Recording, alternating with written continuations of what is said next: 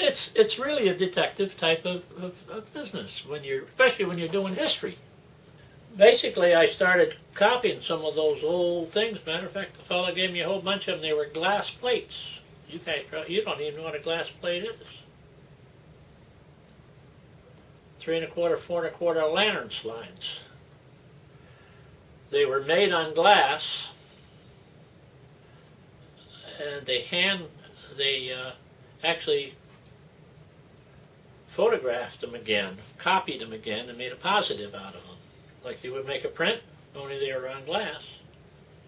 And once they got them hand colored, they taped another piece of glass over them, and they went out all around the United States selling Fellsmere with these slide presentations.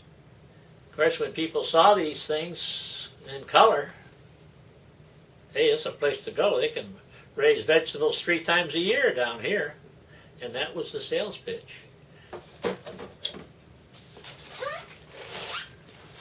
You don't know this, but when you're making old black and white prints or whatnot, you make little test strips. You don't use the whole sheet of paper, okay? So I made all these test strips when I was making the prints, to see. Then I went ahead and made 3 5x7 prints of each one of these. That was good. I had all these test strips laying around, and I said, my gosh, I'm going to figure out. So I figured out a way to, I mounted them all on here, and these are just the test strips. This was one, a little 2x3 print they sent in. It's a Tom Thumb wedding. 2 small people with a preacher. This is the Fellsmere Inn in the background, and this was in 1912 or somewhere around there or something. So, well, I've been horsing around with that. I got to make something out of it one of these days. I would take my Nikon. Of course, I used to work with all 4x5 negatives. I don't like working with this little stuff, but you can't even hardly buy any. I sold my 4x5 camera. Okay? And then you would turn on your lights and you would have your picture down here if you were going to copy something, okay? You'd have your 2 balanced lights. And I do everything with polarized light. I have polarizing filters on my lights. I have a polarizing filter on my camera. Takes out all the reflections. There's one of the old original photographs of one of the houses here.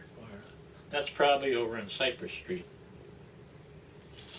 And but then you would take this and you would make your exposure with your camera up there. Okay. I always like to use a real, extremely fine-grained film so that I can enlarge these things up. So, and the enlarger's behind you. It's all covered up. Fran Adams bought the old Fellsmere Estates building over there. She came to me and she wanted to decorate it, and I said, well, why don't we do old pictures? I said, you want an old? I said, yeah, that's what I'm thinking. She said, I know you have them. So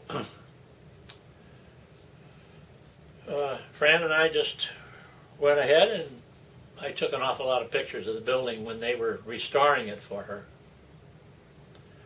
And but then she wanted to do all the history pictures in there, and she has this whole group all on the walls. We have them all labeled so everybody can go in there and read almost the total history of Fellsmere with that.